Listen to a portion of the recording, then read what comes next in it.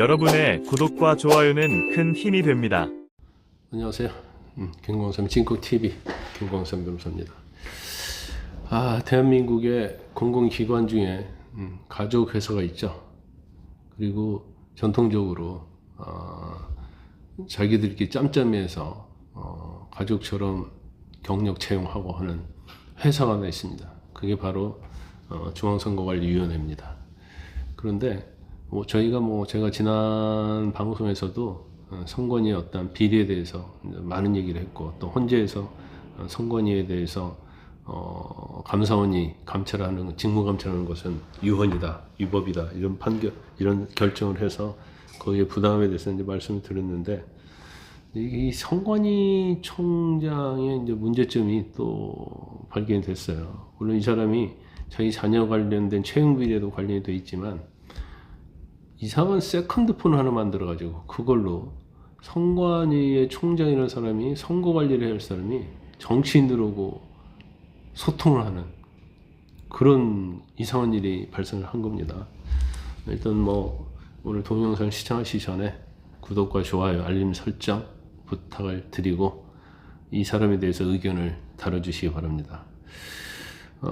일단 그게 누구냐면 김세환 전 중앙관리위원회 사무총장이야. 이건 아주 막강하고 서열 1위라고 볼 수 있습니다. 물론 대법원장이 위원장이긴 하지만 사무총장이 실질적으로는 실세고 모든 권한을 행사하죠. 그런데 이 사무총장이 22년 대통령 선거하고 지방선거를 앞둔 시점에서 익명으로 별도의 휴대전화를 개통해서 정치인들과 연락을 주고받았다고 감사원이 밝혔습니다. 원래 선거의 공정관리를 하는 게 선거관리위원회잖아요. 근데 실무 총책임자 아닙니까? 근데 오히려 선거관리 대상인 정치인들과 비선으로 이제 소통을 했다고 해서 이게 문제가 굉장히 큰 겁니다. 이제 감사원에서 발표한 걸 보니까 이 김 전 총장은 선관위 예성으로 개통한 세컨드폰을 퇴직하면서 들고 나갑니다. 그래서 전화요금도 계속 선관위가 냈고요. 나중에 감사원에서 이 전화가 적발되니까 이 전화를 데이터를 복구 불능하게 만들어가지고 제출을 해요. 그러니까 정치인과 무슨 얘기를 나눴는지 이건 확인할 수는 없습니다. 하지만 어쨌든 간에 선관위의 공정성에 대한 공공의 신뢰를 완전히 저버렸다 이렇게 볼 수가 있어요. 이 경유 과정을 보니까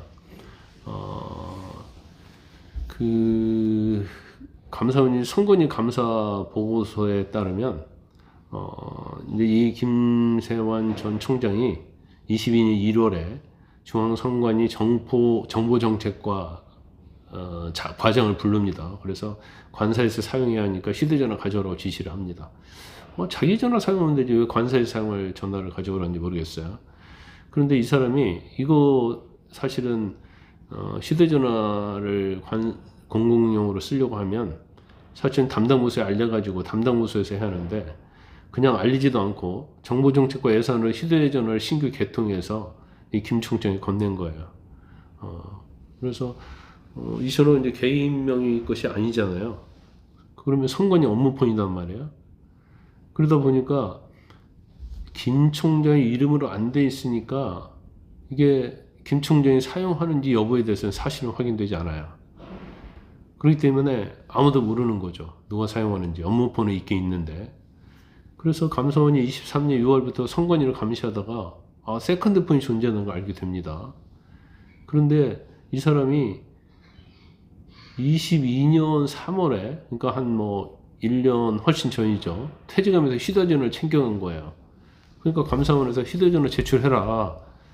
그러니까 그때 휴대전화를 반납을 했는데 보니까 완전 초기화되어 있는 거예요. 데이터가 완전히 삭제되어 있는 거예요.